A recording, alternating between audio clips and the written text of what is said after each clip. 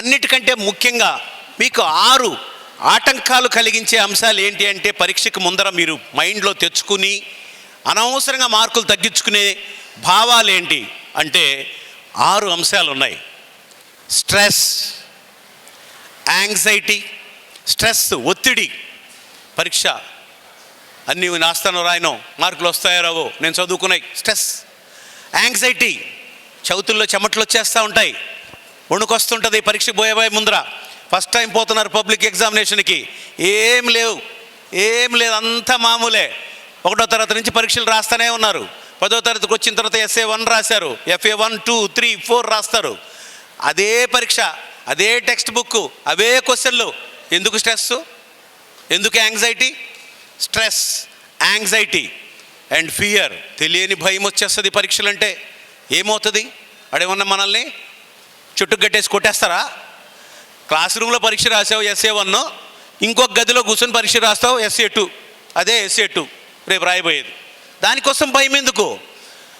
అప్పుడు దాకా చూసిన టెక్స్టే కదా, అవే లెసన్స్, అవే క్వశ్చన్ పేపర్లు, అవే క్వశ్చన్లు. Again your sowing another question paper. Arabic question paper ఏమి ఇవ్వరుగా అక్కడ? తమిళ క్వశ్చన్ పేపర్ ఇస్తారా మీకు? SA1లో ఏముంటాయి అవే వస్తాయి. రోజు 5 వారాలు ఏం చెప్పారో అవే వస్తాయి. కాబట్టి ఫియర్ వద్దు.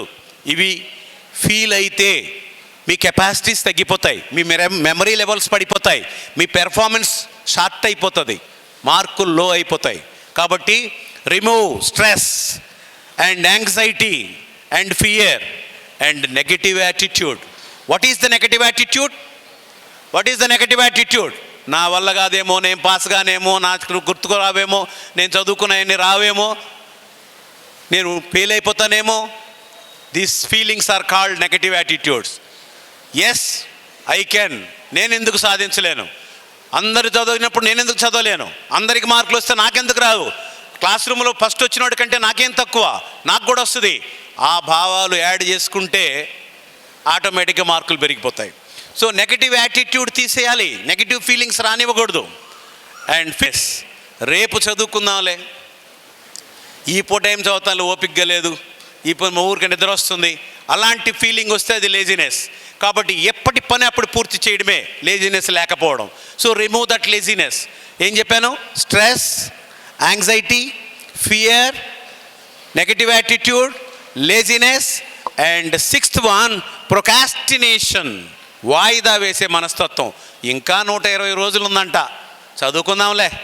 నువ్వు 100 రోజులు వస్తాయి, 100 రోజులులా చదువుకుందాంలే. 50 రోజులు అవుద్ది, ఇంకా 50 రోజులులా చదువుకుందాంలే. 10 రోజులు అవుద్ది, చదువుకుందాంలే. నో, రేపు ఉదయం పరీక్ష అయితే ఎలా ఫీల్ అవ్వాలో ఈ 100 రోజులు మీరు అలాగే ఫీల్ అయితేనే మీరు హయ్యెస్ట్ మార్క్స్లోకి వస్తారు. రేపు మార్నింగ్ పబ్లిక్ ఎగ్జామినేషన్ పోయే ముందర మీరు ఎంత ఎమోషన్ ఉంటుందో, ఎంత స్ట్రెస్ ఉంటుందో అదే ఫీలింగ్తో ఇప్పుడు మొదలు పెట్టండి. మీకు మార్కులు రాకపోయే ప్రశ్నే లేదు. సో ఈ 6 అంశాలు మీ మైండ్లోంచి తొలగించండి. ఏంటవి చెప్పండి నాతో పాటు? Stress, anxiety, fear, negative attitude, laziness, procrastination. ఇవి తీసేసి వీటి ప్లేస్లో మీరు పెట్టాలి మళ్ళీ 6 అంశాలు. ఏమిటి 6 అంశాలు? ప్లానింగ్ చేసుకోండి. ఇక్కడి నుంచి ఎక్కువ ఏబీసీలు రాయమన్నాను కదా నేను క్వశ్చన్ బ్యాంక్లో. ఆ ఏబీసీ క్వశ్చన్ బ్యాంక్లో సీలు ఏ సబ్జెక్టులో ఎక్కువ ఉన్నాయో, అంటే అసలు రానివి, బాగా వచ్చింది ఏ, సగం వచ్చింది బి, అసలు రానిది సి. ఇంపార్టెంట్ క్వశ్చన్స్ లిస్టులో సి ఏ సబ్జెక్టులో ఎక్కువ ఉన్నాయో ఆ subject me top priority subject. From tomorrow onwards you have to start your study with that subject. అది హిందీ కావచ్చు, సోషల్ కావచ్చు, తెలుగు కూడా కావచ్చు. దానిలో నీకు ఎక్కువ సీలు వచ్చాయంటే నేర్చుకోవాల్సింది ఎక్కువ ఉంది అని అర్థం. సో అట్లా మీరు ఒక 10 రోజుల తర్వాత మళ్ళీ మార్కింగ్ చేసుకోండి. చాలా చదివేసి ఉంటారు, సీలు బీలు అవుతాయి, బీలు ఏలు అయిపోతాయి. సో అన్నీ వచ్చిన లిస్టులోకి వెళ్తాయి. అట్లా మీరు ప్లాన్ చేసుకుంటూ చదివితే అన్ని క్వశ్చన్స్ అటెంప్ట్ చేసే కెపాసిటీ మీకు వస్తుంది. ఆ విధంగా మీరు చదివితే పరీక్షలోకి ఎలా పోతారు తెలుసా? ప్యాడ్ ఇట్లా ఊపుకుంటా పోతారు మీరు.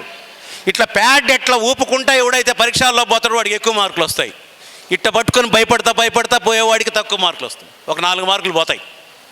భయం వదిలేయాలి. అర్థమైందా?